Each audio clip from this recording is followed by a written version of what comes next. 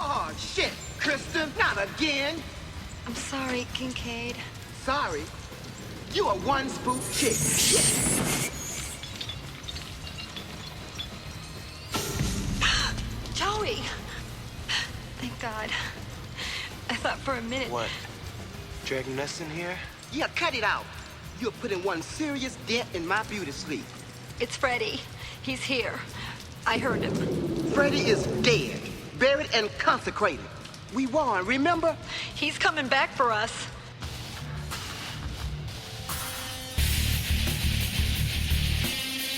You're listening to The Skeleton Crew, exclusively at HorrorBid.com and the Horrorphilia Podcast Network.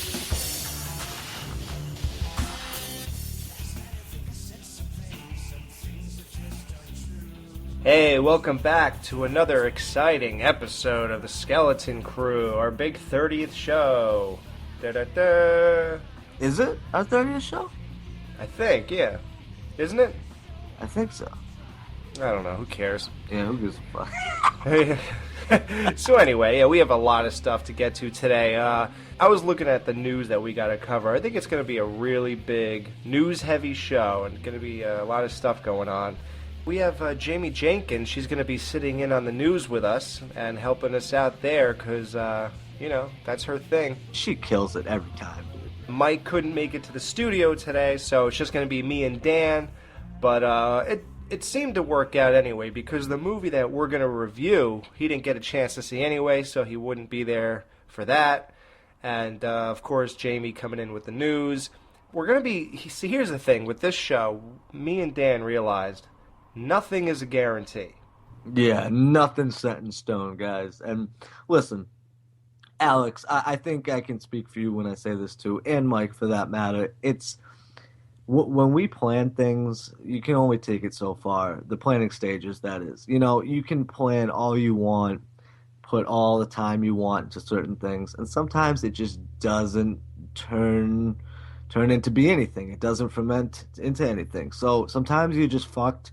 And, you know, besides us being personally upset about it, sometimes we feel like, you know, we're letting you guys down. So from here on out, we'll be making no more announcements, no more promises. When you hear it, you'll hear it.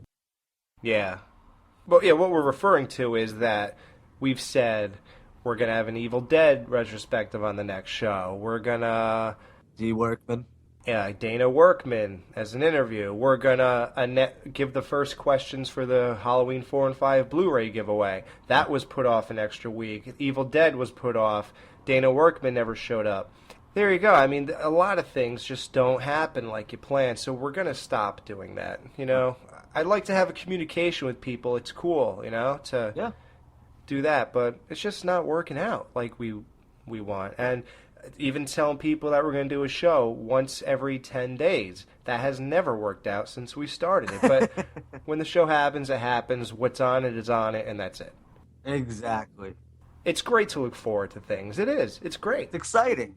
Yeah, it's exciting. Oh, great, Evil Dead. Oh, that's going to be cool. That's the fun of this show, dude, is like getting ready for all the shows and all the anticipation that goes into it, all the work that goes into it. Yeah, right, exactly. So, so no more, sorry guys, you know, hopefully you guys can understand where we're coming from.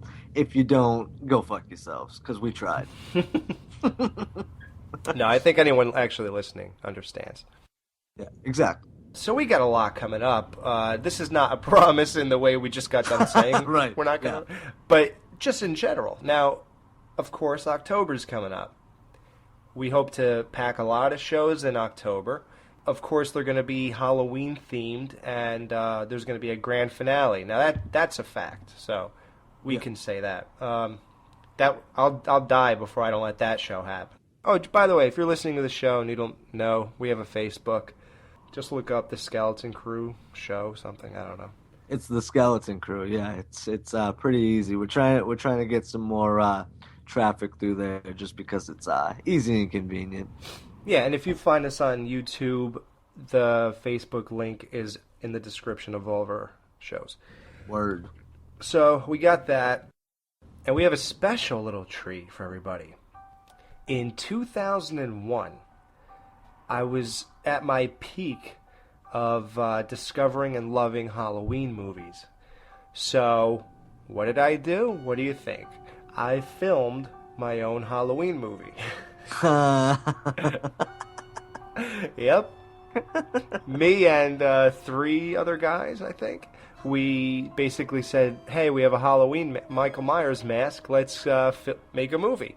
And it was like, okay, we know enough about this already, right? Yeah, let's just make it, man. Who's going to play Michael? It turned out like everybody had to play him at some point when he had 4 people. What mask did you have? What version of the mask did you have? The Don Post. Oh, dude. Oh, no, he didn't. At least it had real hair, though. And we also we buzzed the sides out of it. That's great, dude. Okay, continue. Problem is, though, dude, the hair's all loose and stuff when he moves around. Oh, wow. So, okay, please continue. Yeah, it's about 12 minutes of content and 3 minutes of credits. So basically, we're gonna load this to our YouTube channel. So join that, and that movie is gonna be on there. And what I'm gonna do is I'm gonna play that movie, which will run 15 minutes. Then I'm gonna play it again with commentary. Okay. So. Yeah, so that way I'll give you inside little tips and funny things that happen and little, insider information. Dude, but I can't wait to see this shit. Are you kidding me? This is gonna be fucking great. Dude, the acting was horrible. Basically, it was one of those. In it? Yeah. Basically, it was one of those things where we said, "Okay, let's go here, and then we'll talk about this. Okay, let's do this. Let's film this." And then we just sat there and we're like, "So, do you think Michael knows where I live?" I don't know, man. We better hope not. Yeah. If he comes around here again, it's going to be bad news. Yeah. Like, that's it, dude. And that was, like, our dialogue. We had nothing. It was just horrible. But it was cool, though. You'll see. It's visually pretty cool. And it's just... It's the kind of thing where you could look at this and say, if these guys did this again and they took more than 5 hours to make it, I bet you they can make a nice little movie here. Cool. And, so that's all. But, yeah, that should be, hopefully people will like that for Halloween. Dude, I'm looking forward to it. Fuck yeah, bro. Yeah, cool. Yeah. So we have a review coming up. The new Rose McGowan horror movie. I think it came out last week. So, hey, that's pretty current, huh? Hey. It's called Rosewood Lane, and we will review that, and then we will give a spoiler review after giving a general review. And we will timestamp that for you in the description. And one thing. Yes. I want to thank everybody who participated. We opened up the email. It's always open, but... Right. We opened it up to people who want to send Halloween concerns, gripes, or just insight, or any general type of, anything really. Yeah. Thoughts. Yeah. Yep. A good amount of people have sent stuff in. And basically what that is you're sending in topics for us to talk about. So it's it's great, dude. Like, it's an interaction. Yeah, man. I mean, listen, and that's the thing too. Like, we try to incorporate everything that we get, unless it's completely off the wall or, Well, that's the best stuff. We always incorporate those. All right. Well, we'll be right back with our Rosewood Lane review. You might want to hear this one before.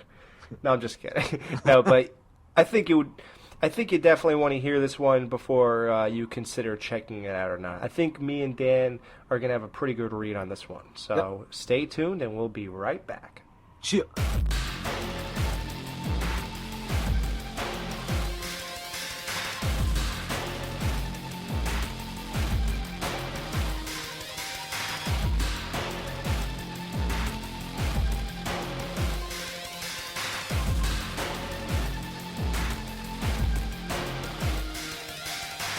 All right, Rosewood Lane, 2012 movie. It just came out last week.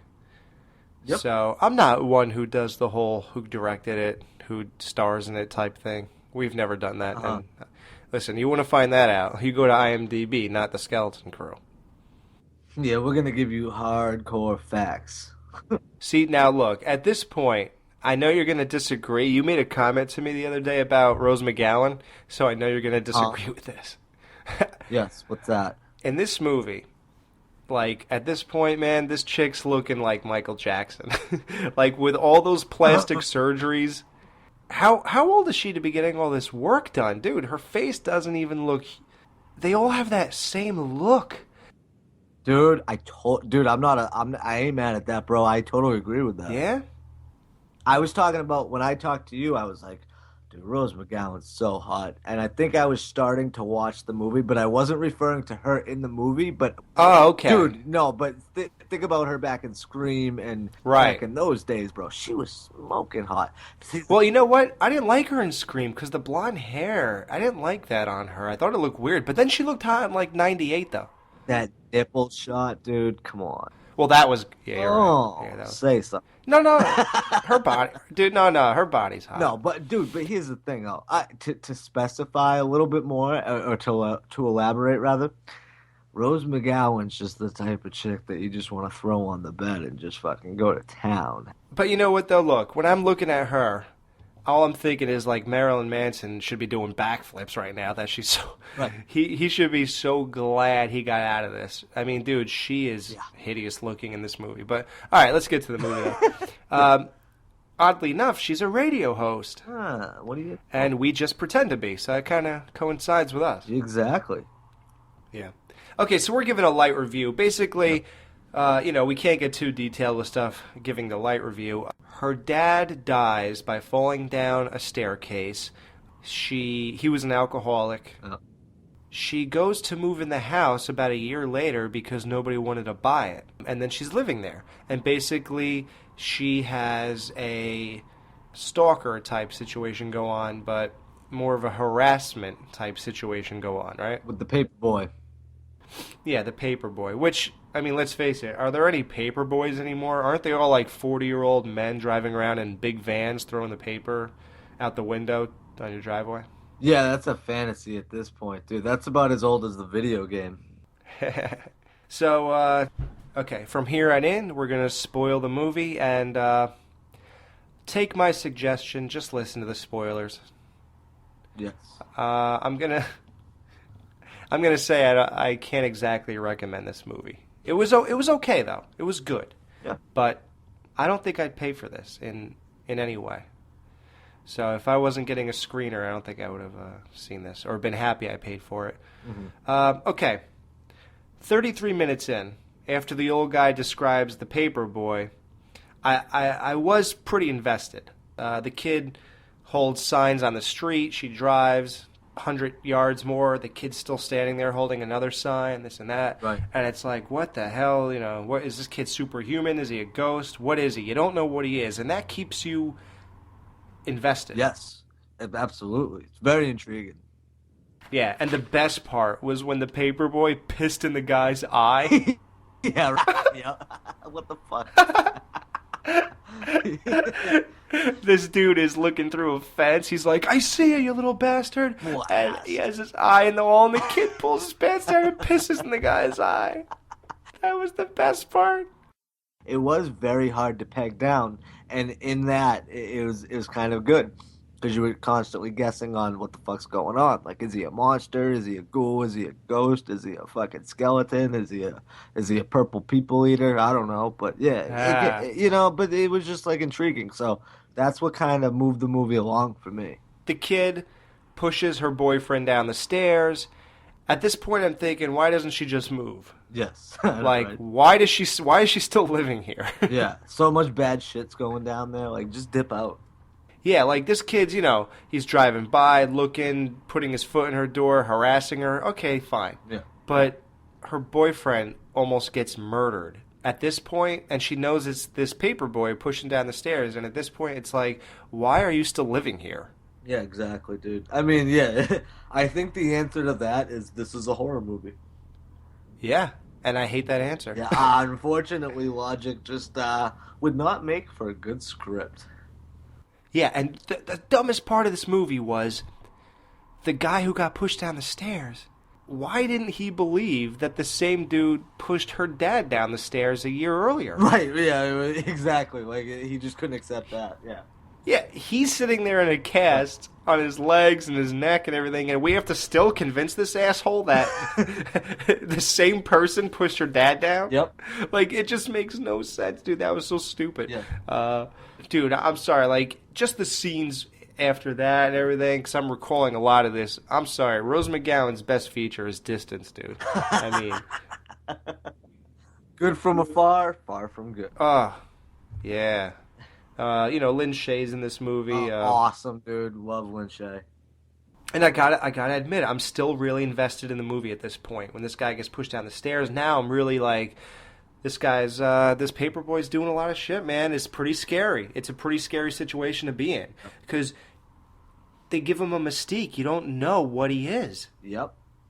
What were you thinking he is at this point? I didn't know. Well, dude, first of all, now the cover of this movie, the poster, the whatever, is like, is it not like a monster's eye? Am I wrong in that? I didn't see the poster. I don't know. I could have swore, dude, it was like a monster type situation. Well, something like that. It's something on the lines of that, right? To imply that this kid is not human, whatever. But I'm watching it and I'm not seeing anything, so I'm thinking, okay, well, is this a vampire? Is this that? Whatever, Right. And like I said, that's what moved it along for me.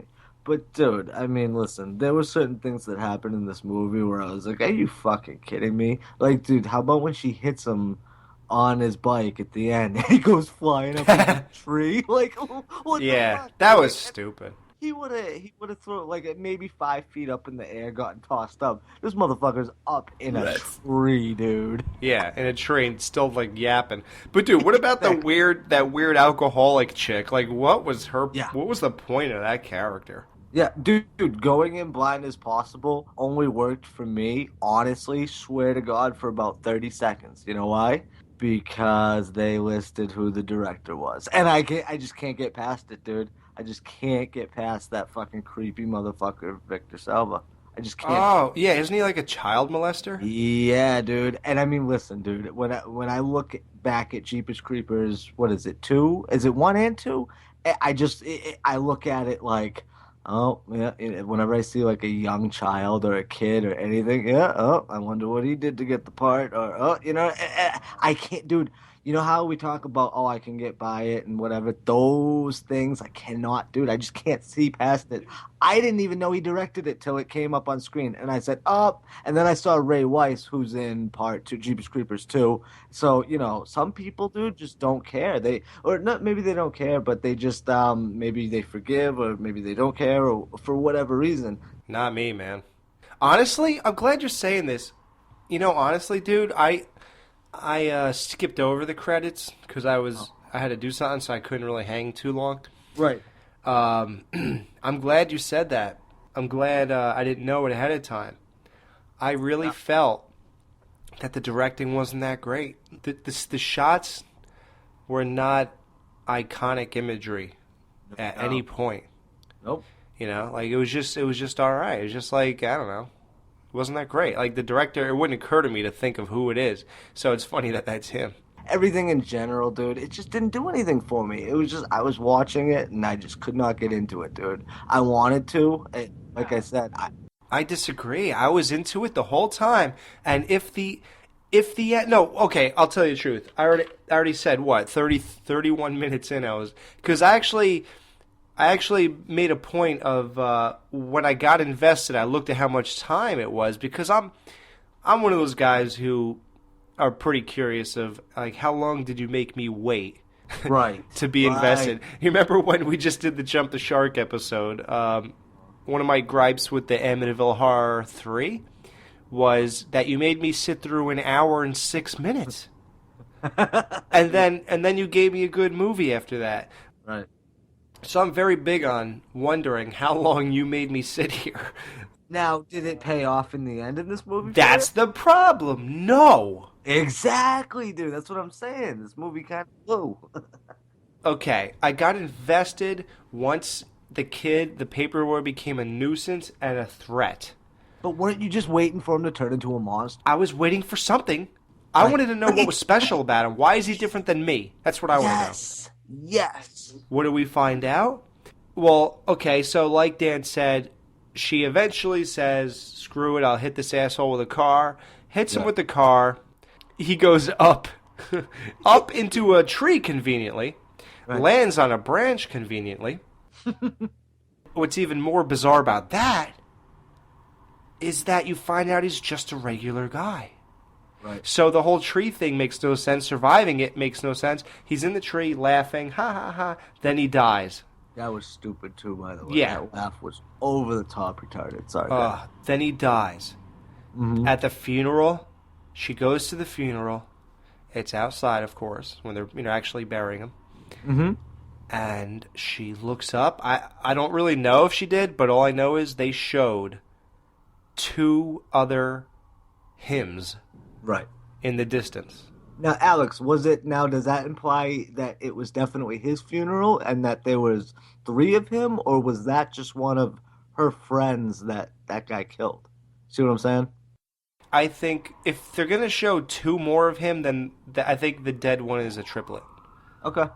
Yeah, right. I mean, that's what I'll go with. I mean, it doesn't make really any difference. It's just a thought that popped in my head. Yeah, go ahead. Yeah, no, it's cool. We always have to theorize, but here's what makes no sense. Why was he so fearless in playing chicken with her if he was just a regular guy? Right. Well, maybe he was just crazy. Yeah, he wouldn't have and didn't survive it. So why would you? Right. Why would you go head on with a car and her bike? Almost like she had to go after this motherfucker with a car because, nothing else would work. Like, okay, I'm going to hit him with my car. Right.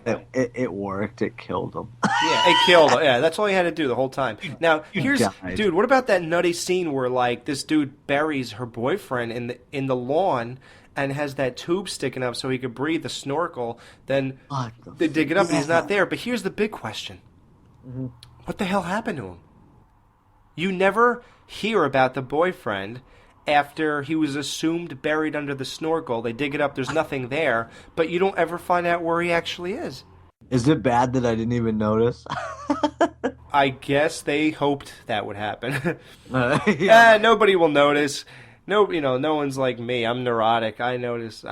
Maybe it was his funeral. Yeah, who knows? I think it was the dead kid. Yeah, maybe you're right. I don't know, dude. Yeah, it's a good one.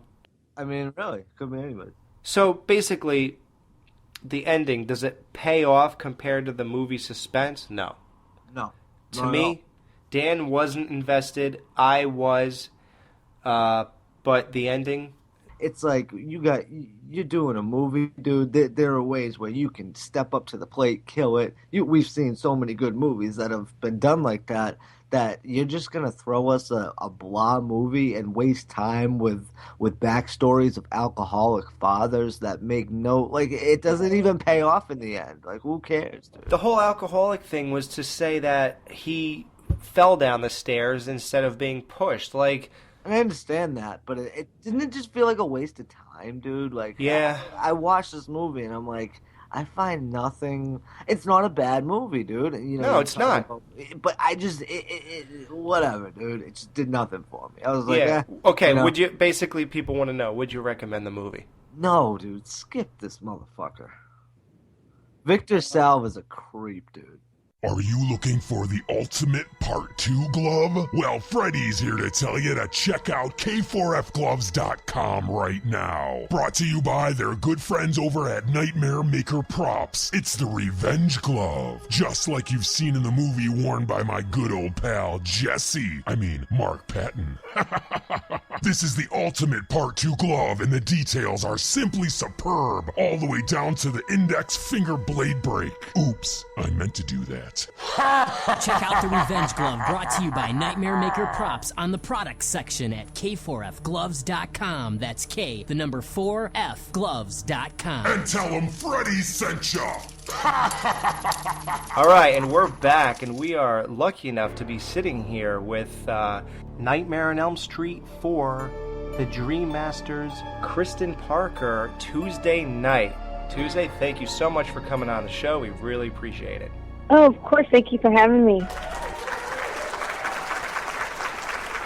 Yeah, no problem. It's a real pleasure. I'm sure you get a lot of questions about Nightmare on Elm Street, and I know you got an album that just came out, so we'd like to get into both things, but of course, people, we have to touch on Nightmare for just a second, if you don't mind.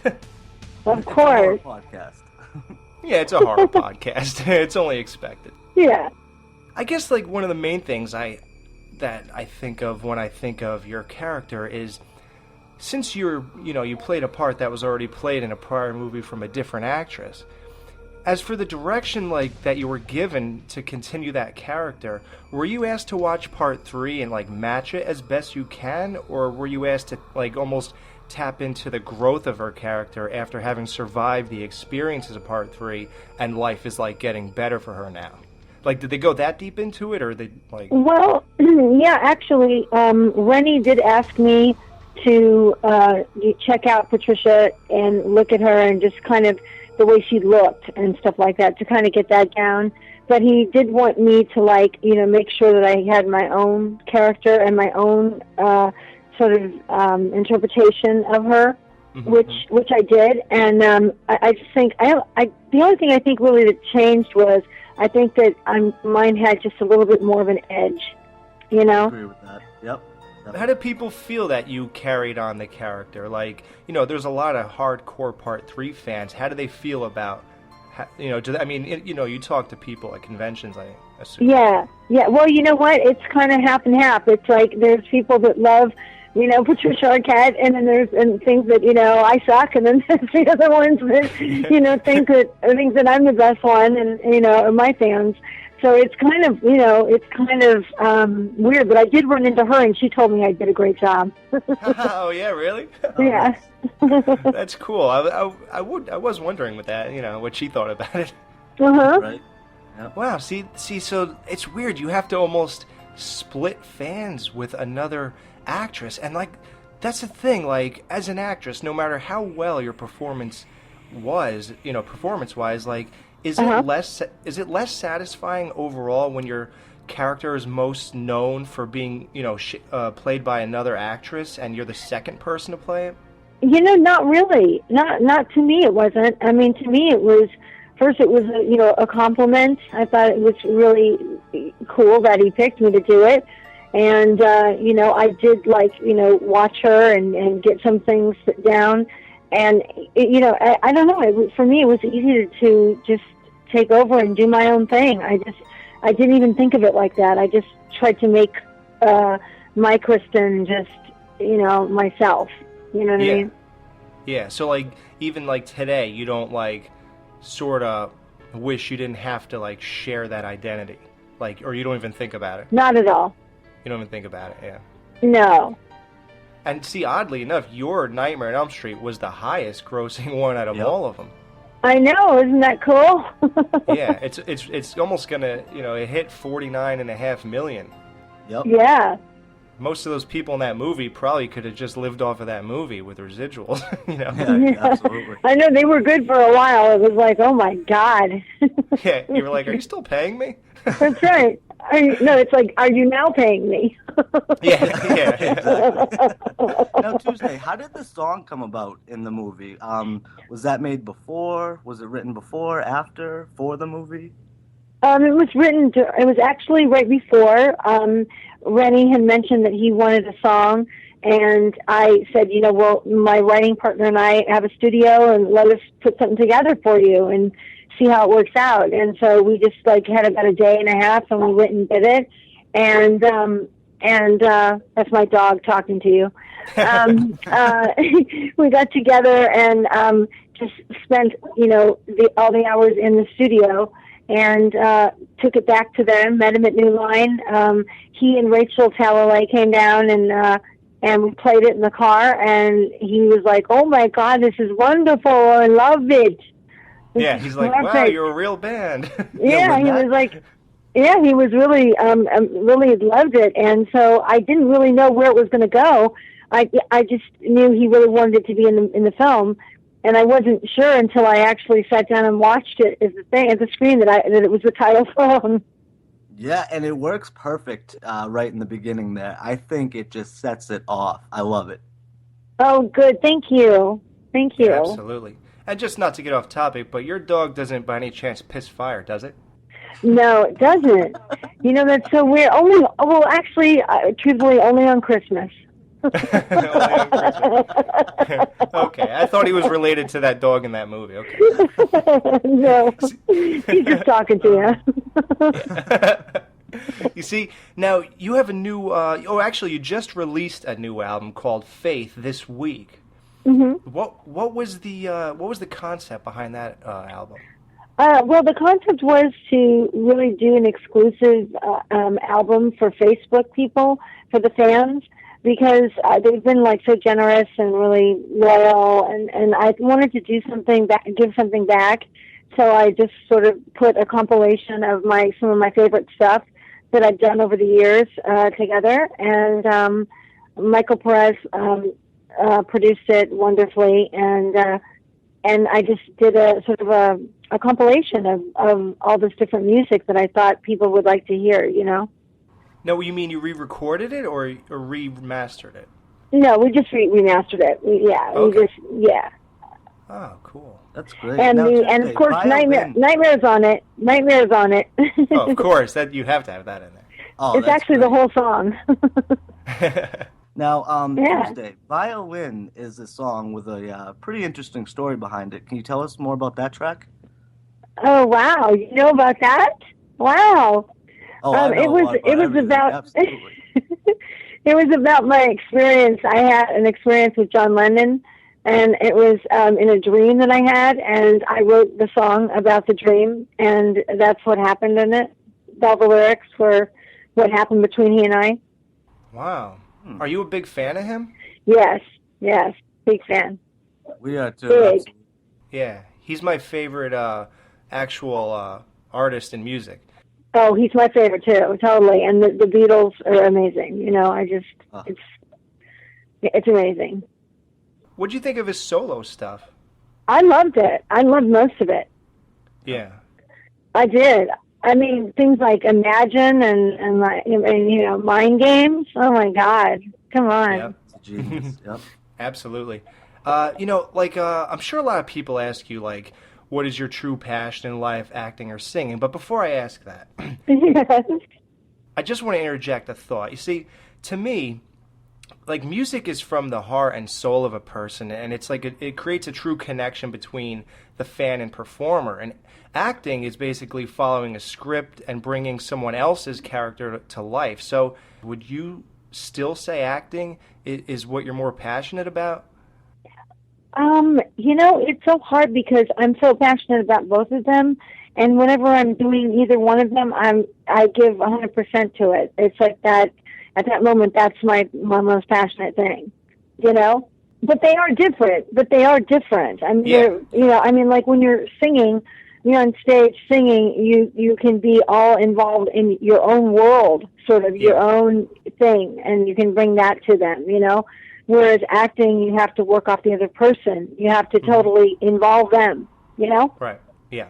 Mm-hmm. Absolutely. Yeah. Now, who are your main influences in music besides, you know, John Lennon? And I mean, and that's such a tough question, I know, but I find it. Let's see. Well, I'd say the Beatles, definitely. I'd say the Bangles. Yeah. You know, gosh, it's so hard. I mean, I listen to things that are so ancient. Like I listen to the Raspberries. You know what I mean? Oh, nice. You know, A lot of your approach is like 80s based? Yes. Yeah, I really like 80s music a lot. Yeah. That's just you don't hear anything that sounds like 80s anymore, and I wish it would come back, like, because that had such a sound to it. I know a lot of people make fun of 80s music now, but it really did have a really nice musical like texture that is just, they don't use the same instruments or anything anymore, and it would be nice if somebody became like retro and started that up again, you know? Yeah, and even the stuff that I did like later than that, like the more current stuff, is still like 60s kind of influence, or you know, very pop, you know? Right. Yep. Definitely. Yeah. So with this new album Tuesday, you know, for the first 500 fans, you got something special for them. I was talking to my good friend Dakota Thomas, and he said the first 500 fans get an autographed copy of the album. Dakota would know. Dakota would know. He knows everything. Oh, I love him. Isn't he very talented, too? Oh, my God. He's so talented. Oh, yep. Absolutely. Didn't he not do the your album cover in the back? Yes, he did. Yes, he did. He's great. He's made some good short films, too. He's a very talented individual. We love Dakota. Has he? Oh, I'd love to see him. Oh, yeah. He all around, that kid is very, very talented. Yep. Very multi-dimensional, that one. Yeah, he always helps me out with things like that. He always does, like, really great pictures and stuff like that. Yeah. Awesome. And you get another album coming out next year. It'll be new stuff. It's going to be all new stuff. Yeah. Cool. Awesome. Wow, you got a lot going on musically. And, what about one thing I heard about, I'm going to say last year? Yeah, it had to be last year. Wasn't there supposed to be a documentary about your life coming out, like in May and June of 2012? Yes, there was, but oh my God, this is such a weird story. I was in Jersey, and we were supposed to do it, and we, Mikey had met with, Mike Perez had met with him, and everything was going good and wonderful, and he came to the hotel, and he wasn't feeling well, and he passed away the next day. No way. The director. Can you believe that? Just so sad. I couldn't even believe it. And I've been talking to him, and really having great conversations and stuff, and oh my gosh, it just freaked me out. Oh my God, that's crazy, huh? Wow. Yeah, so no, that didn't happen. It wasn't meant to be. Obviously, it just wasn't in the. Yeah, and it's almost like after that, you don't even want to try to find another director. It's just kind of weird. No, I didn't. I just said, just forget it. Yeah, because that was just so. Yeah. It was just so sad. Yeah. Yeah. Wow. That's a shame. Well, sorry to end this off on a bad note. That's okay. Yeah. Well, Hopefully he's in heaven listening to your radio show, so that's all good. We hope so. You guys have been like the most fun. Oh, yeah? Yes, you guys are great. Thanks. Thank you very much. We appreciate that. And we love you, Tuesday. We really do. Yeah. Oh, thank you. I love you guys, too. Thanks. Yeah, thanks for doing this. We appreciate it. Okay. Well, thank you for having me. I appreciate it. Definitely. So everyone, check out, look up on iTunes and Amazon for Faith. Her favorite songs all in one CD, and a future CD coming out next year. And we could all enjoy Nightmare on Elm Street Part 4 whenever we want, of course. Yes. Yep. All right. Well, thanks again, and maybe we'll, come back when you have something new, coming out. And we'd love to talk to you again. I'm doing a couple movies next year, so maybe I can talk to you about that. Yeah, definitely. Oh, that's great. Yeah. Well, we look forward to it. Okay, cool. Me too. All right. Thanks a lot. Thanks, Tuesday. Okay, bye, guys. Okay, bye. See you later. Bye.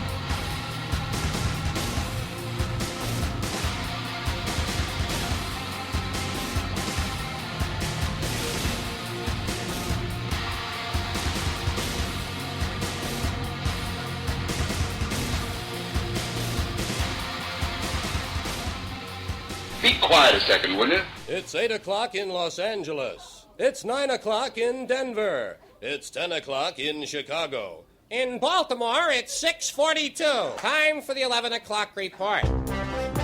Here's Johnny.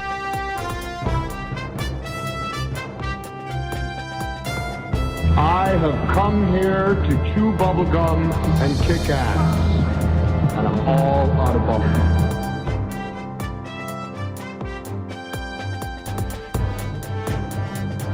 Game over, man. Game over. Your mother sucks cocks in hell. All right, we're back with the Skeleton Crew, and it's time for the Horror Bid headlines. And Dan, we have the special privilege of someone sitting in on the news with us. Yes. It is Indeed. the one and only Jamie Jenkins from Devour the Podcast and 10 other podcasts. Just from today. Actually, no. Well, like I said, this is number 1 for me today, and then I have 2 more after this. So we have to. But I really do. But you guys are so amazing.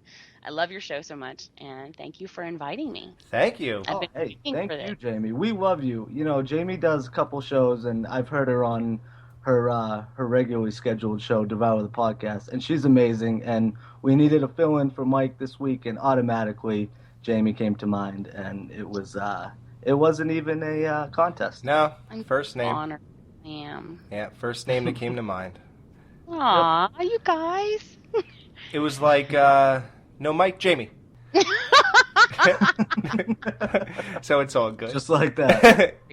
Well, I have been waiting for this opportunity to get between the 2 of you, so. Oh, God. Should we be one of those shows, kid? Should we be videotaping this or audio recording this? All right.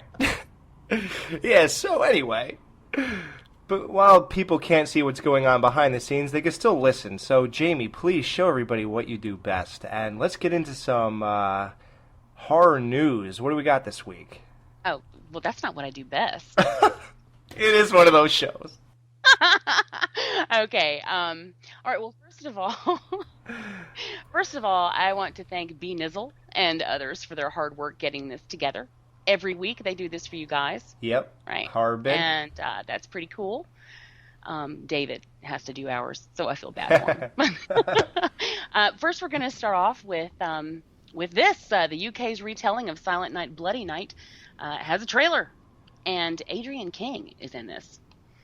In the film, the abandoned home of Wilford Butler, a wealthy but troubled man who has committed suicide in 1982, has been willed to his grandson Jeffrey. The house has sat in disarray since Wilford's death, standing in the way of developers who want to turn the property into residential homes. Just before Christmas 2012, some 30 years after Wilford's death, Jeffrey and his lawyer appear in town to negotiate the sale of the property. But an axe-wielding maniac, as always the way, has set up residence in the house, and he doesn't take kindly to strangers. Yeah, I saw the trailer. It's a good trailer. It has a lot of 80s slasher elements to it, in a way. In terms of the kills and from what you see in the trailer. And the plot, of course, I mean, come on, an abandoned house. You go in there, and a guy's in there and killing people. It's very 80s. I mean, that's what everybody wants, right? I mean, well, if you're going to do slashers, then you really need to go 80s, right? I mean, that was the 80s were the home of slashers. Yeah. Yeah, me and I was talking about this earlier. How far can you really go with a slasher concept? You know, I mean, you can only take it so far. Yeah. I mean, I don't know. Plot-wise? I mean, like how just plot-wise. I mean, you got a killer. You get the same premise every time. It's just, right. I don't know. I just think there's only so much you can do with it. The only thing you can hope to do is keep people interested with the kills, because that's what slashers are all about, and sex. Show them enough tits and give them enough interesting original kills, and it'll keep them happy. Yeah. Because that's what people walk into slashers expecting to see, right? That and really cool music. There's a thing that we had back in the 80s when, and forgive me while I digress here, but back in the 80s when you had a slasher, you were just about guaranteed some kick-ass music to go along with it. And, I mean, you had people like Alice Cooper writing songs, and Dokken, doing songs for slasher movies. Now, it just seems so generic. And it doesn't really have that same feel. But if you want to go and make a real slasher, then, whip out some really good metal. And because to me, those go hand in hand. Right. It's odd for me to watch a slasher and there be no metal. Like Freddy versus Jason was really weird for me. There were, I think, a couple of songs that were pretty good, but it was just different. It was so different. And I think that's part of it, So you need tits. Always the tits. You always need those tits. You got to have the tits. And you know what? I don't even like the ones in, like, the Friday the 13th remake. They were terrible. Like, the girls in the first scene, I think that was made out of cement. I don't even know what was up with those, but not those kinds. Yeah, those were not that great. But they did improve. The stupendous tits, as the guy says. Right, and the perfect nipple placement. Yeah, which guy has never been with me. You see, obvious. Willa Ford, she's so hot. Like, I'm more into her ass and legs personally, but when they showed her tits, they were just kind of a little too perfect for me. If that makes any sense. No, I understand that. Yeah, almost like an assembly line type of tit. And, like, that's just how I felt when I looked at him. I mean, I was so glad to see them. I recognize that one. It's B19. Yeah, B19, exactly. Yeah, exactly. And that's kind of what I thought when I looked at him, but I was like, God, I wish I could just see her completely naked standing somewhere. I don't want to just see her with a knife going through her skull and her tits, and then, whatever. Okay. Well, there is a poster for Silent Hill Revelation. Yeah. What do you think about that, Dan? Are you into Silent Hill? I like the first one. Yeah. Did they make a second one, or is this the second one? This is it. It's been, 8 years? Why did they wait so long? Yeah, see, I actually like that one. That was the one with the big fucking blockhead dude, right? I don't even know anymore. It's so long ago. I don't know. Yeah, Silent Hill, yeah. I mean, it's definitely out there. They get some good imagery in the movie. But, I mean, as far as scares, horror movie goes, I wouldn't really equate it to a straight-up horror movie. It's more like a horror fantasy type of thing, Mm-hmm. Yeah, I couldn't really comment. I can't recall a movie I've seen once 8 years ago. Sorry.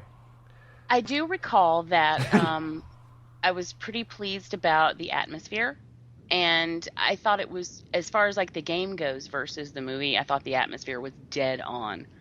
You had the fogginess and the ashes falling and the music, and it was right there. I thought they did a really damn good job with that. It's probably one of the best video game adaptations that I've seen. Okay.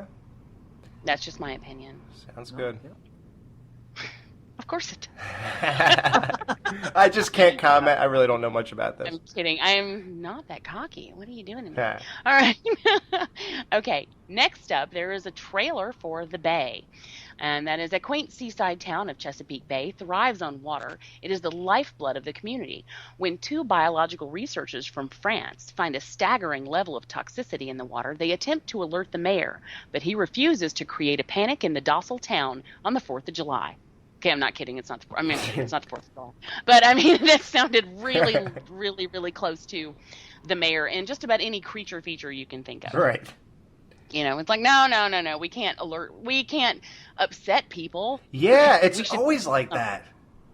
How many times are you not going to upset people until 100 people die? Yeah. We got money and then let them die, and then it doesn't matter what happens. It's always like that. It's always like, we can't afford to shut down right now. It's always like that. Like, they always think that's like, oh, we're so crazy writing this, but it's how many times? I saw the trailer. It looked pretty good. I mean, I don't know if it's something I'd actually watch, but for people who are into that sort of thing, I guess it could be entertaining. What is that sort of thing? There's like, they show the ocean, and then they show like thousands of fish in the water. Then they pull one of the fish up, and they look in their mouth, and there's like all these parasites inside of them, and the whole thing is about this stuff is in all the water, and people calling other people, you're not answering your phone, don't go in the water, and they're driving around on their boats in the on the water, and they're going to go in or whatever. I mean, I don't know. It just looked like a glorified sci-fi movie to me. I hate to look. I haven't seen it, but from the trailer, I just don't think I would pay $10 a seat in a theater, and I just maybe might watch it on Netflix for free and streaming. Yeah, just see Piranha. Just see Piranha. I mean, it's a lot more fun. It's just I don't know. It's just not. It's just if you watch the trailer, you'll know what thing it is. I am horrible at describing things, but just do that. And Okay. yeah, you'll know if it's for you when you see that. Yeah, it's not your cup. It's very specific. Yep, I'm the same way. Yeah, it's just not your thing. All right, well, I don't know. Maybe it'll be my thing. I'll check it out. Well, if the fish grew penises, then maybe. Oh, if only fish had tongues. Exactly. Okay. I never thought about that. All right. That was good. I'm gonna be banned from podcasting. Nah. No, nobody's listening anyway. Vagina. That felt good. Okay. All right. A Friday the 13th themed poster. Moving on, by the way. Themed poster art of the first 4 surviving women of Friday the 13th is available from Fright Rags, right? Yeah. Okay, it's limited to only 175 screen-printed posters. The release date is Friday, September 21st. That'll be this Friday at midnight Eastern Time. They're individually numbered and signed by all girls, and the poster specs are that it's 18 inches by 24 inches and $89.95 per screen-printed poster. Wow. Is that the one where I see... where I've seen like the 4 of them standing next to each other? Yeah. Well, they're all drawn. It's Oh no, I haven't seen it. Yeah, Dan, you saw that, right? Yeah, I saw it. It's pretty badass, dude.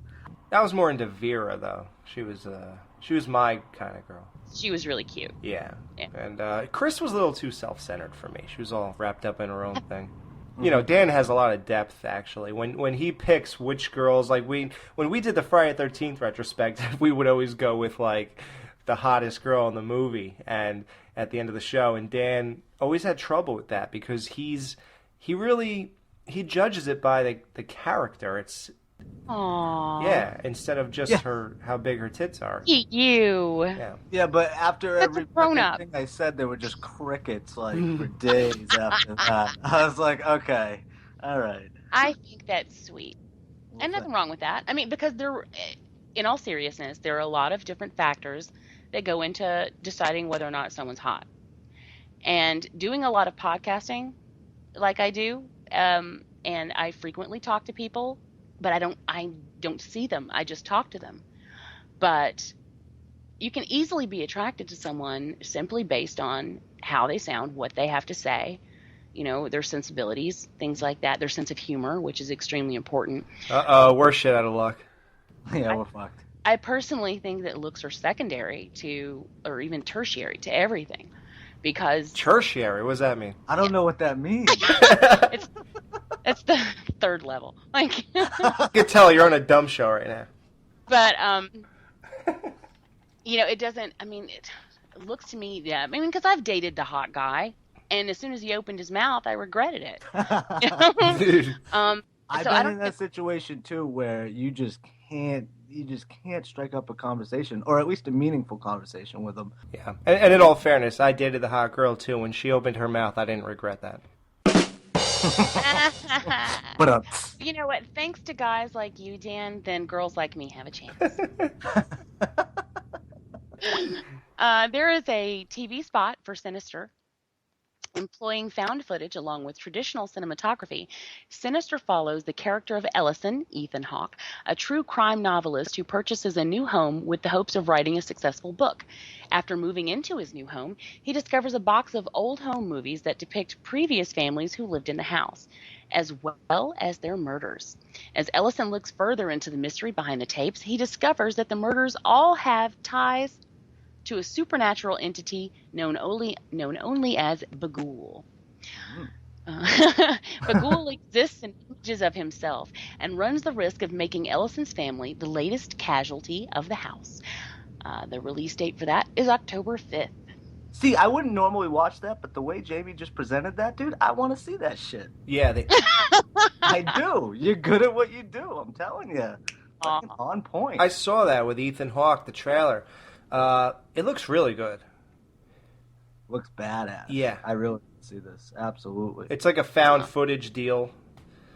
It said something about from people that, I don't know, maybe produced or made The Ring. Now, I wasn't the biggest fan of The Ring, but, I mean, just from the trailer alone, it looks pretty good. Was it The Ring? I could have sworn I saw a trailer this week. I thought it was this movie that was the people from, don't know. Insidious.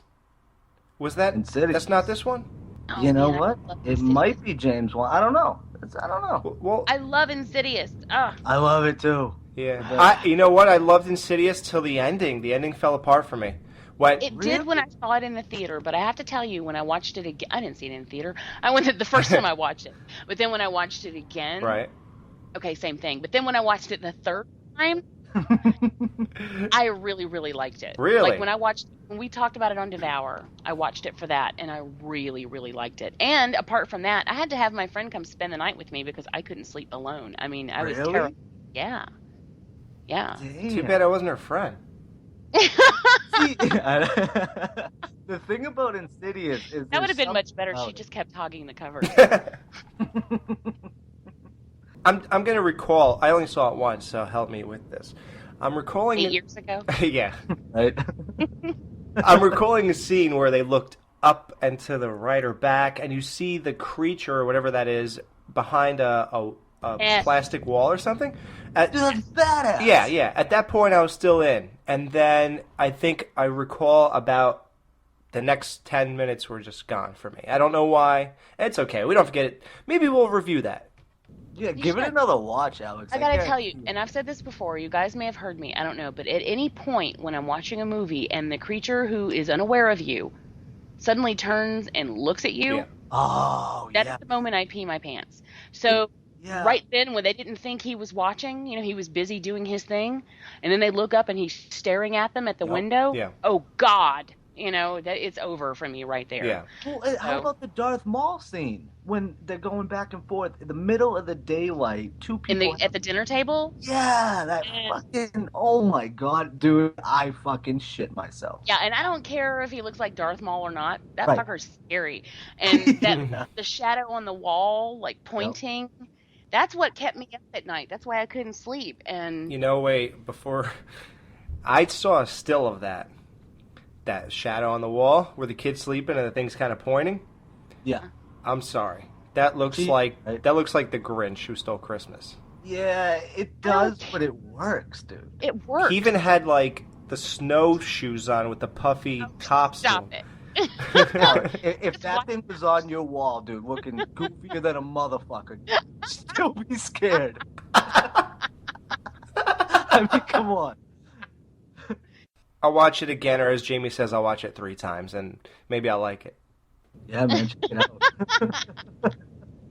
This is really exciting for this nerd right here. I am like, I'm so excited. What you got? They Live is coming to Blu-ray November 6th. They Live. That makes me really, really happy. Heather Locklear is joining the cast of Scary Movie 5. Woohoo! Raise your hand if you care. I cared 15 years ago if I heard this, but... No, I love Heather. It has nothing to do with her. I'm just sick of scary movies. Yeah, but do you think maybe with this one they'll get back to the scary movie aspect, maybe? Hopefully? I mean, what would lead you to believe that? That it's yeah, you're right. Yeah. Who's running the show on that, I wonder? Because if it was the Wayans brothers again, then it'd be in good hands. But they haven't had the last couple movies, therefore they're, basically spoofs on every movie possible. Those movies to me, even like, what was that called? Gee, I'm doing bad tonight with these names coming to me. Maybe like it's me. I think I'm messing up your... No, it's the beer. Maybe I should really stop drinking before this. No, definitely don't do that. You know what movie I do like, though, is one of my favorites of all time, Not Another Teen Movie. Do you guys like that one? Yeah. Oh, my God, I have seen that movie about 7 times. I watch it all the time. I know it by heart. I love it. I love it. Okay, and I imagine that you guys have heard about this already because this has been all over the place, and people are so excited that Halloween 78, the original Halloween, is coming back to theaters for Halloween. Yes. I already know it's playing near me. Oh, yes. You're so lucky. Oh yeah. I already know it's not playing near me. And but what's funny is I actually saw Halloween in the theater just a few years ago. Come on. My local theater played it on Halloween night, and so that was probably 4 years ago. Was it packed? No, that was the crazy part. There was nobody really? there. Just like when The Exorcist was re-released, there were probably 6 people in the theater. Wow. And I ended up yelling at some kid, and that was bad, but it was ugly. What, did he laugh at a scene that was supposed to... No, at the end of the movie, he stood up and he's like, well, that was boring. And dirty little down. bastard. Like, I turned on a dime. I mean, I was probably like 3 rows in front of him, and I just like turned around. I'm like, "You show some respect." Oh my God. His father was like, "All right, let's go." You see, listen, I can understand the point of view that Halloween is a little slow. Now, I really do understand that, because when I was 20, but you got to remember, we love this stuff. So my perspective is not the typical 20-year-old at the time, because I was engulfed in horror. Like, literally, when I got into Halloween, I watched it like an insane amount of times in that first year or two. Way too much. And I was really into it, and I found it like to be like, I was awestruck every time I watched. So I showed it to other people who were in their 20s at the time, around 2000, and they all just didn't. They just thought it was a lot of boring parts between a lot of good stuff. But here's the thing that really shocks me about that kid saying that. The last 10 minutes of Halloween are probably some of the greatest 10 minutes in film history, and exciting and fast-paced, good, perfect pace, just great. I don't understand how, although you might think that through the whole movie, here and there, but when you get to the end, and the payoff is completely there, and the whole thing where they look at him and he's not there, and it's like, well, he could be anywhere, and like the whole thing.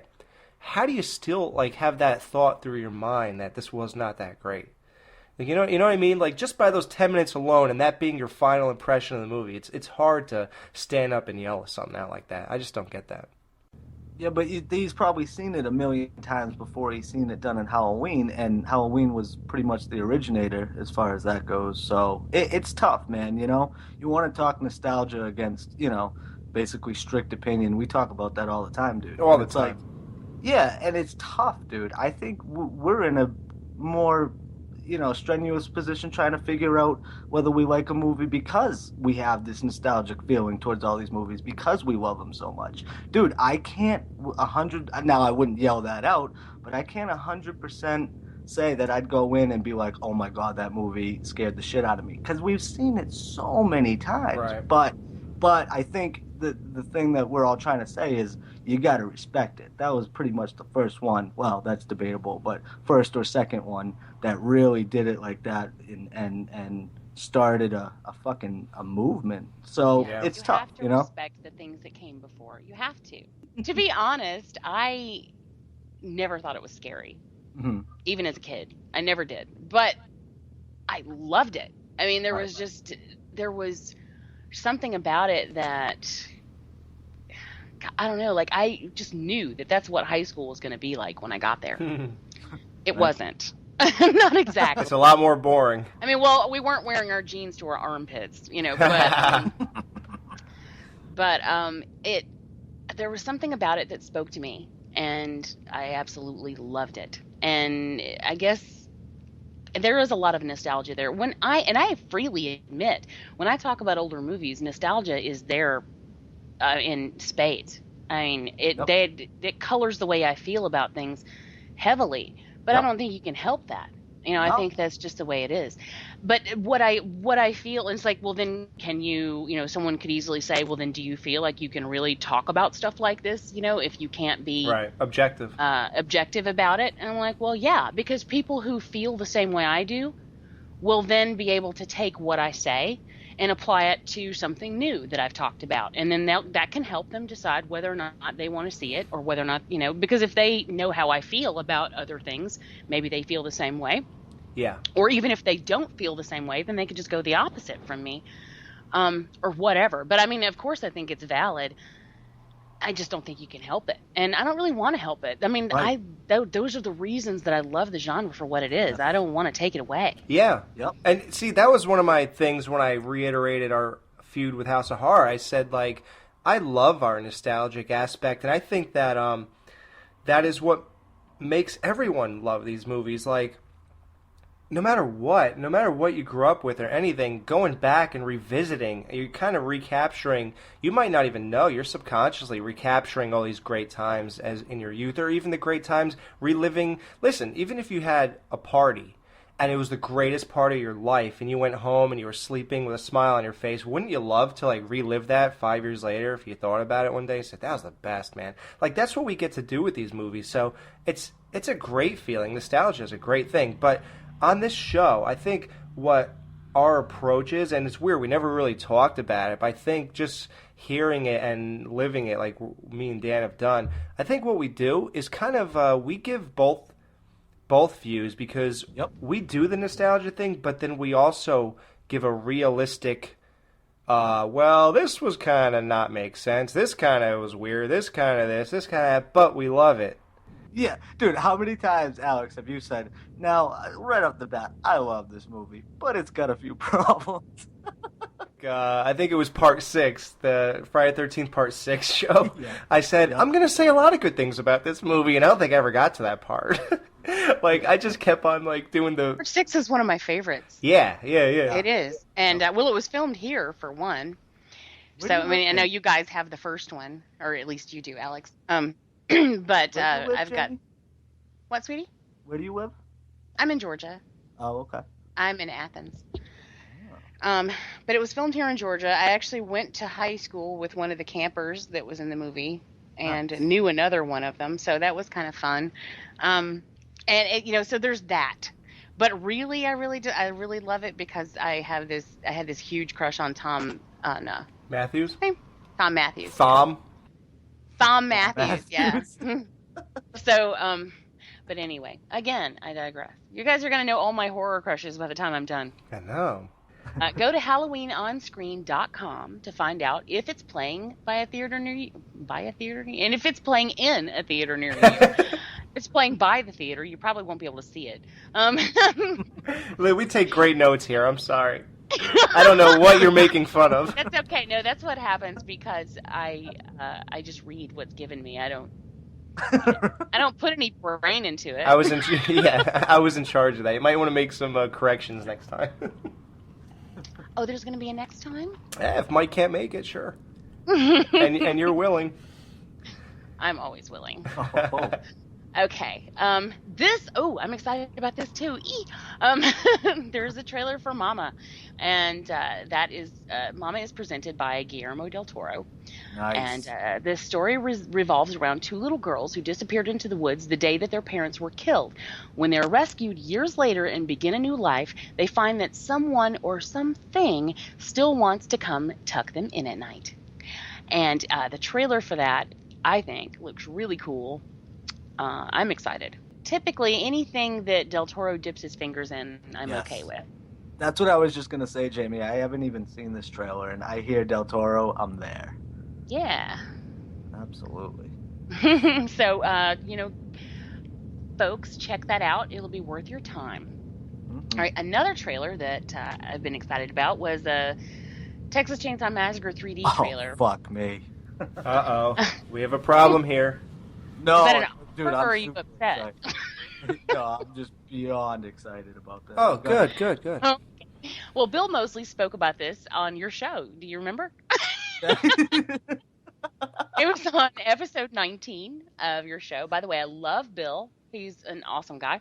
Fun interview, though, with Bill Moseley, man. It was so easy to talk to him. He was such a cool guy. He's a really cool guy. Easy for you. I had ulcers. Yeah, that's true. I'm just kidding. Well, it doesn't compare to when me and you were scared shitless when Danny Trejo picked up the phone. Like, we all fucking skipped a beat when that happened. Aw, that's so cute. Yeah, he was like, "Who is this?" We're like, no, literally. Well, yeah, because we got put in, basically we called the publicist, and the publicist connected us. So there was a moment there while we were connected, somebody had to talk. So it was him, and he just goes, "Who is this?" Like, shit got real. I thought he was like the real guy from all his roles. That's the thing, though. That guy is a badass, dude. So he wasn't fucking acting. No. Sorry, go ahead. I apologize. I don't know. Okay, well, this is the synopsis for that, okay? Decades later, and hundreds of miles away from the original massacre of 1974, a young woman named Heather learns that she has inherited a Texas estate from a grandmother she never knew she had.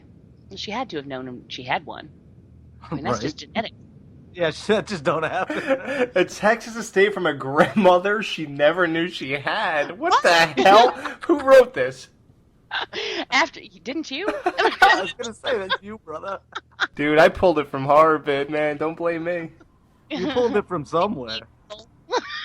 I'm gonna be pulling as soon as we get off, so let's get this over with. Okay. And then I'll get off again. For that? Oh, that was such a tunch. All right. I mean, my podcast to wait. I'll be happy to help you. After embarking on a road trip with friends to uncover her roots, she finds she is the sole owner of a lavish, isolated Victorian mansion. But her newfound wealth comes at a price as she stumbles upon a horror that awaits her in the mansion's dank cellars. Leatherface. Yeah. Leatherface. Look at me, I'm Leatherface.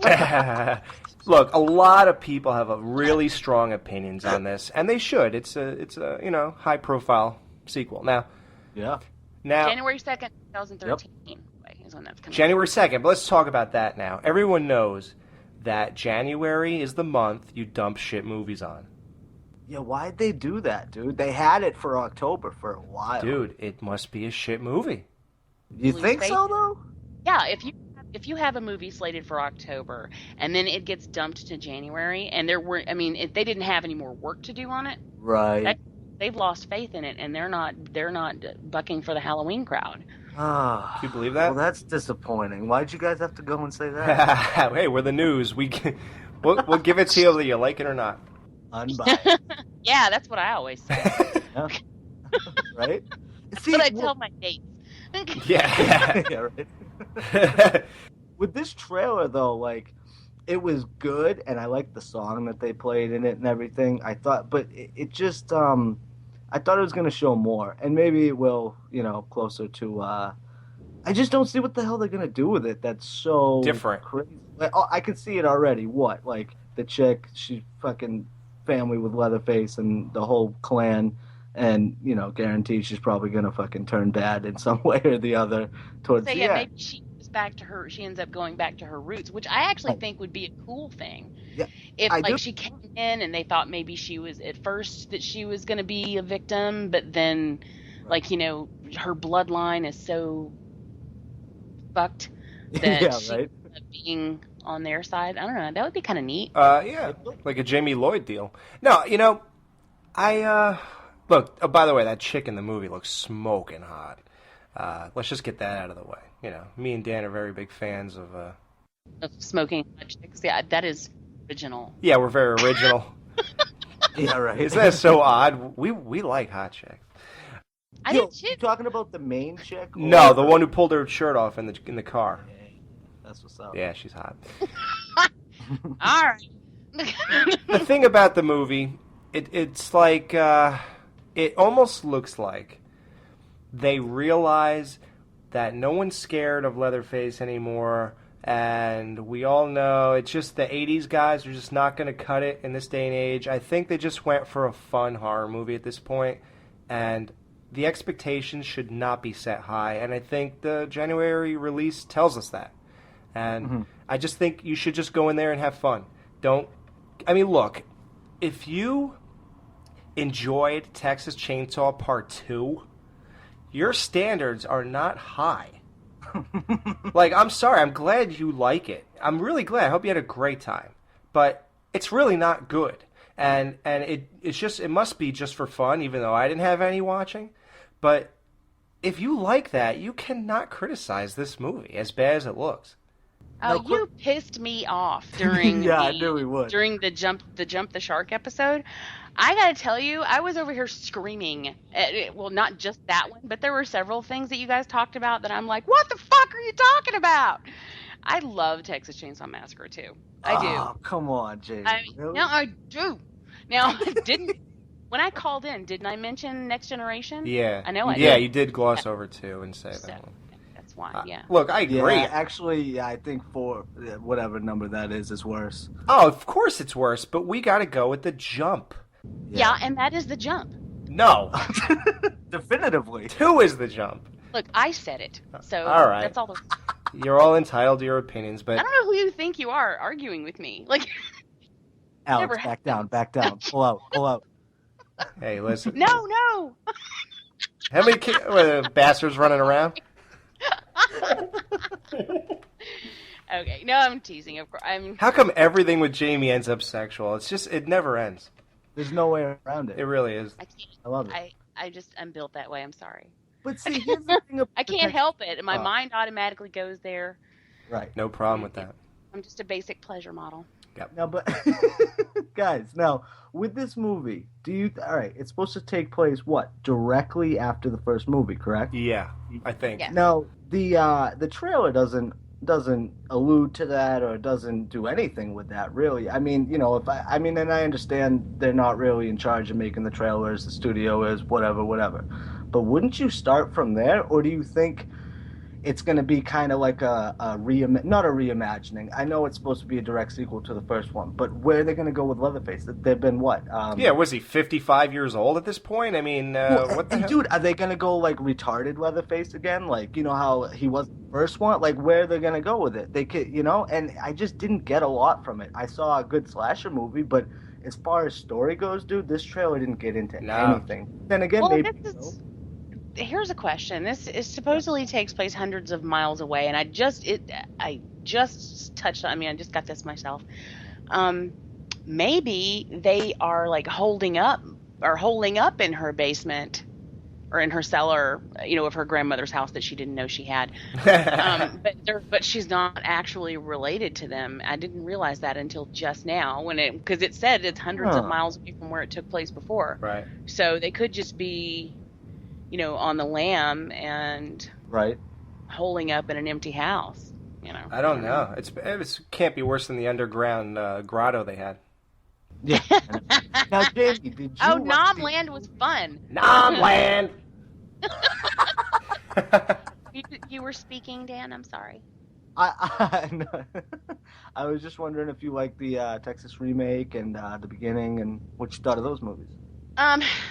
I really, really, really do not like the beginning. Okay. I really, really, really am just okay with the remake. There are a lot of things about it I love. Like Arlie Ermy is always good. Oh. Jessica Biel is hot as hell in that movie. Yeah. And makes it totally worth it. And I mean, her ass in those jeans is just, yes. Phenomenal. But I feel like I don't like the fact, and this is something that happens all the time these days, and it really ticks me off, when crazy is just not good enough. Like when you have to go back and give them a backstory to give them a reason to be ticked off. People made fun of him because he had the face cancer when he was a kid, and now he has like a hole in his face, and his boss so pissed him angry. off. He's angry and he's getting revenge. And give me a fucking break, okay? Yeah, his boss pissed him off. Crazy is legitimate on its own, and to me, much, much scarier. Exactly. If you don't have a reason, just like little Michael Myers in the original Halloween, if you don't have a reason, I think that's much scarier than a revenge plot. The worst explanation for Michael Myers in history, and you have to agree with this, I know, when the original one where Loomis says he hasn't spoken a word in 15 years.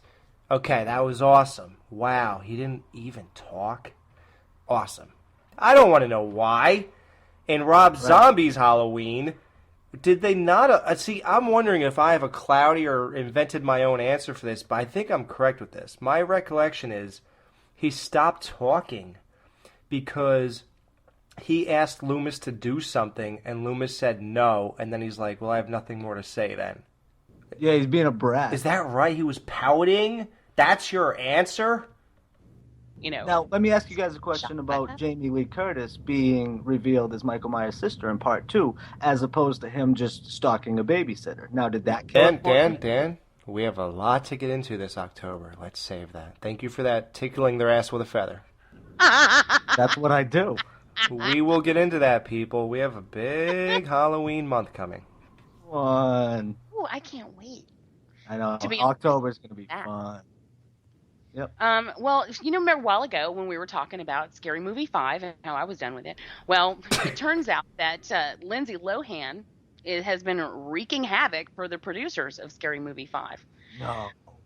I know, right? According to the Post, getting the very unpredictable Lindsay Lohan to do a cameo role in Scary Movie 5 has been a frightening experience for producers as she tried to avoid a scene making fun of her troubles. Dimension Films signed Lohan to play a cameo in the horror spoof opposite Charlie Sheen. But over the past 2 weeks, as the date for filming approached, Lohan disappeared, blew off rehearsals, missed her flight to the set, and even bizarrely claimed she had walking pneumonia.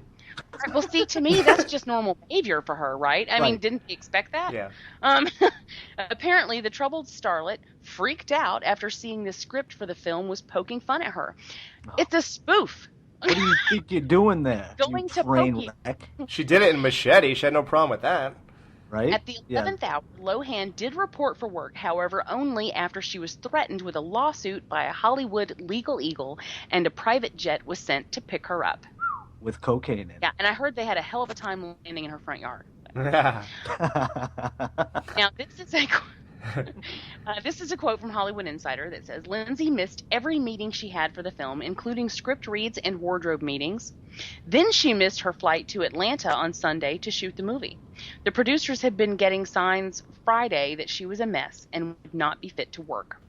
Multiple sources say that Lohan decided she didn't want to do the film because she thought her scene made too much fun of her.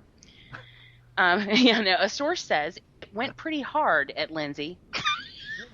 Yeah, I hope I hear the script if this never comes to fruition. The script features a kiss with Sheen and that, quote, she'd been freaking out about it for weeks. A rep for Lohan said, quote, these stories are untrue and she is willingly fulfilling all of her obligations. However, reps for Dimension had no comment. Scary Movie 5 is slated to hit theaters nationwide on April 19th, 2013. That pretty much says it all. I mean, I have no comment. I'm good. Yeah, yeah, I'm sad. You know how I feel about fly. Yeah, exactly. That pretty much sums it up. Well, Daniel Boyd's 1988 cult classic Chillers finally gets a DVD release now that no one's buying DVDs anymore. Yeah, exactly. I love these things. On DVD, special DVD. I'm like, are we in 2003? Are we still getting excited? Hey, when's the VHS coming out for Titanic? I mean, thanks for the beta. Yeah, it's gonna be, and the Titanic one is on two tapes. Yeah, 2 tapes. I feel like that's where we still are with this DVD, big news stuff. Hey, I love VHS. But 3,000 copies of Night of the Living Dead available on Blu-ray. Yeah, it's a limited edition thing. Yeah, well, listen, that's all nice that it's out, but the thing is, when they have there's only 3,000 copies on Blu-ray, that's to me a tacky ploy to get people who are usually pretty indecisive to just buy it because they think they'll never get it if they don't get it now. It's kind of like a pretty low life tactic to sell these things. That or they just want to get rid of them.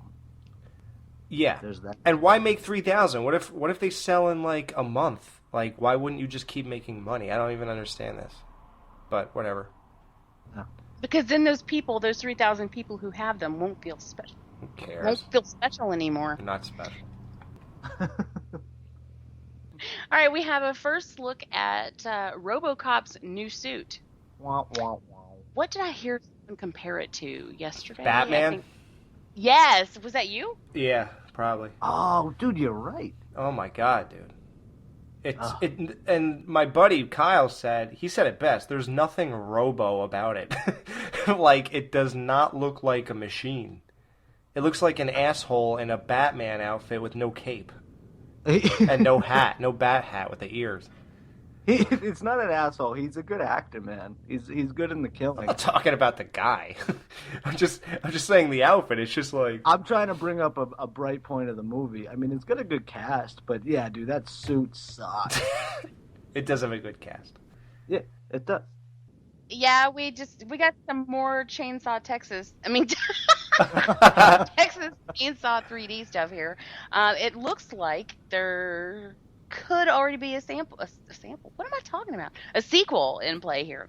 Dan Yeager, the man who is donning the Leatherface mask in Texas Chainsaw 3D, has been moderately active on his Facebook page as of late, chiming in whenever he can to interact with fans. Yesterday, when asked by a fan if the company would keep the TCM franchise alive, Yeager answered, and I quote, "I think there's a compelling story to be told going forward without resorting to Leatherface in space." Wow, Leatherspace. I like that.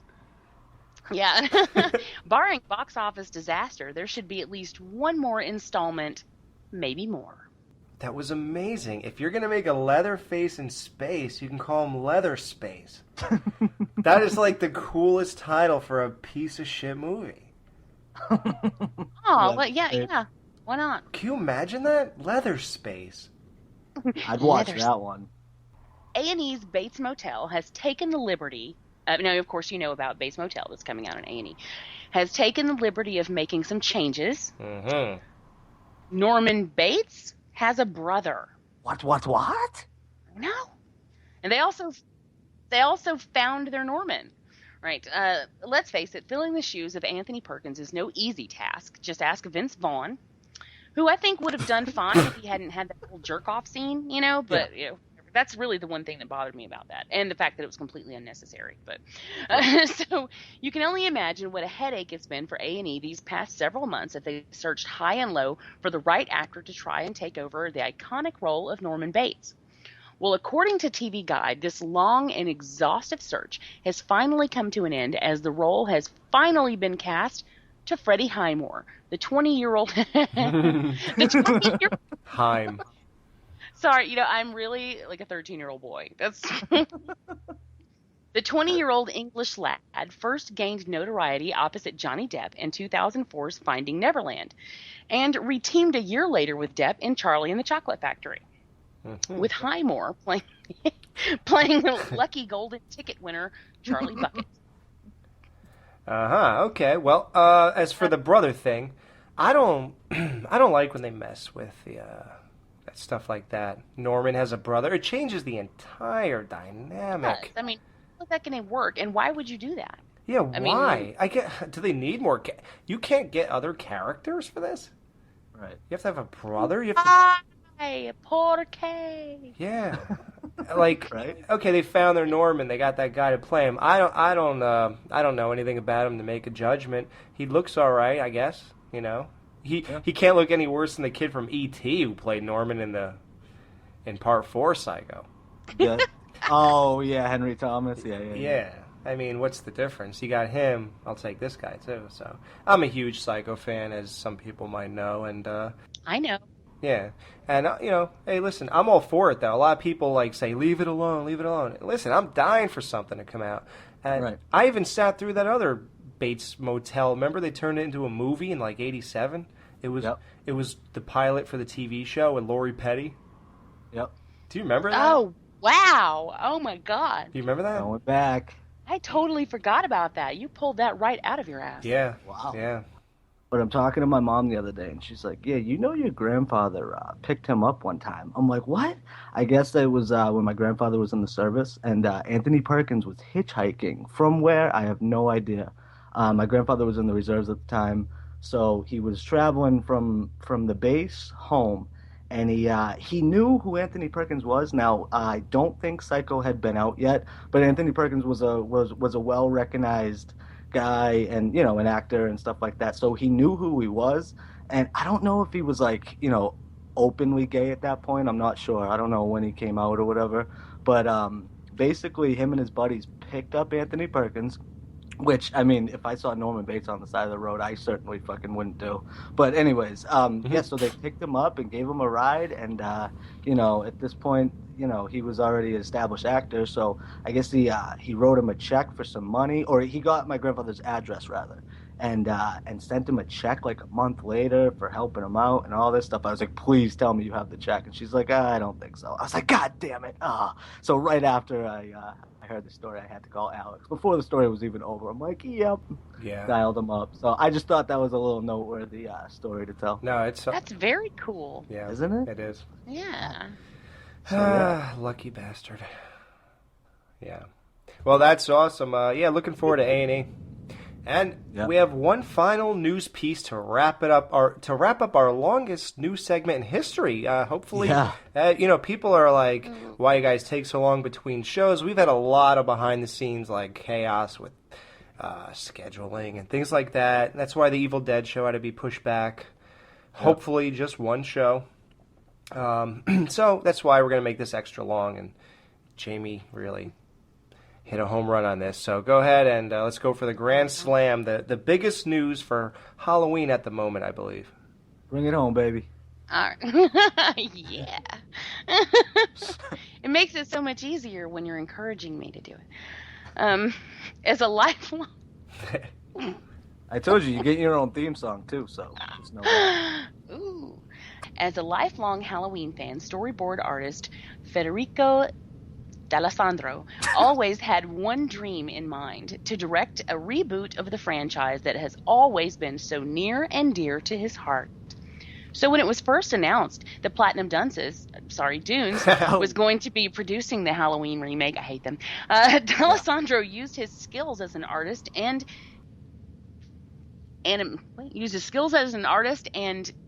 animatic supervisor, or I kept wanting to say animaniacs, to create a very it's time for it. to create a very refined animatic to show the tone and storytelling that he would bring to the project if he were lucky enough to have that chance to direct the film. That was a really long sentence. Unfortunately, as we all know, talks eventually bottomed out between Platinum Dunes and the Weinsteins, temporarily putting a halt on D'Alessandro's lifelong dream. To watch the video, go to horrorbid.com. In the headlines. Everyone's saying it's brilliant, it's great, it's phenomenal. It's very nice. It's here's what I think of it. Look, when you're done watching it, you walk away with not much. So generic, dude. Kind of generic, but here's the thing with the generic. I know what you're referring to when No, the whole fucking sequence. It's supposed to be like the opening sequence. Michael escapes from the mental institution. Right. But I'll give it this though. It is the most thought anybody put into Michael escaping. Right. Very true. Very true. But it's just, I don't know. There's not much. It's just that. You're right. It's generic. There's just nothing to it. I mean, yeah, there's not much to it. I don't want to be very critical, but. Well, and we talked about this too, Alex, before we started this, but there's a couple images below the video which, indicates other things going on. Now, this whole clip is basically what? Like the beginning of the movie, like an opening scene, like a Barrymore scene, if you will. And it's, two cops going in to the mental institution with, full gear on, getting ready, looking for Michael Myers. Well, they find him, and he kills him, and that's that. I mean, there's just, I don't know. Maybe I was, maybe looking at the full script would change my mind about it, but from what we saw, I mean, it was cool, dude. It's cool to see it in that animation, too. It was something different. I noticed they used it from a first-person perspective, like in the first one. They took that perspective of the, what is it? Are they brother and sister cops? Yeah, it seems like it. Yeah, it shows it from their perspective, which was kind of cool. I was like, I noticed that. I caught that. Yeah. And, it wasn't horrible. No. But, it was just, The thing is, for me, it fell flat with expectation-wise because I didn't know what to expect clicking the video. And the problem is, on HorrorBid, they posted a couple stills that I thought I'd eventually see. Right. Sort of in trailer form. Like, they got the girl stabbing Michael on the bed, the girl hiding in the cemetery for Michael, and there's one more I just don't recall. And I don't know, I guess I kind of expected a bunch of things to happen that didn't, so when that was the end, I was just like, eh. And then, like, when the guy shoots Michael over and over and over, and then he just gets killed, it was like, oh god, Michael is already invincible with the bullet thing, and I don't know. That was only like, the reason the bullet thing works so well in Halloween is because when Loomis shot him, you expected him to die, and the reason it was so amazing is because when he looked, he was gone. If you just make it so you just shoot him and he just keeps coming at you, there's nothing great about that. It's not a big reveal. It's just generic at that point. It's, there's no payoff in that sense. It's just, I don't know. But maybe I'm just jaded. I don't know. I don't care. But it was fine. Yeah. It was. No, you're right. I think in the Halloween lore, now everybody knows Michael Myers, and everybody, I think people would be shocked if he actually went down if he got shot at this point. Yeah, right. Do you know what I mean? So, yeah, what are you going to do? I mean, that's the thing. This is the first Halloween news that we've gotten is a fucking animation piece of a movie that's not even going to be fucking made. So except for Blu-ray releases. By the way, Halloween 4 and 5, and as of Tuesday, Halloween 2 and 3 are on Blu-ray from Shout Factory. I have both. I know you're jealous. And that's about it. So, Jamie, I just want to thank you so much for coming on and sitting in on the news with us, and basically guiding us through the news, since that's what you do best. Tearing shit up. Well, thanks for letting me do my thing, guys. Yep, thank you, and looking forward to hearing you coming back on the show. Oh, well, I would be honored. If you're still willing to have me after this, then that would be great. Hey, all parties, it will be consensual. Oh, good. I do hate when I have to get mean about it. All right, and that's all we have for tonight. And we will be on in probably a month from now. Who knows? No, we're looking to fill October up with a show every week, if God willing. Yeah. So Well, that was good for me. Yeah, thanks. And so there you go. Alex, that's Dan, and Jamie. Thank you again. Thank you. Thank you guys for listening. Peace. See ya. Bye.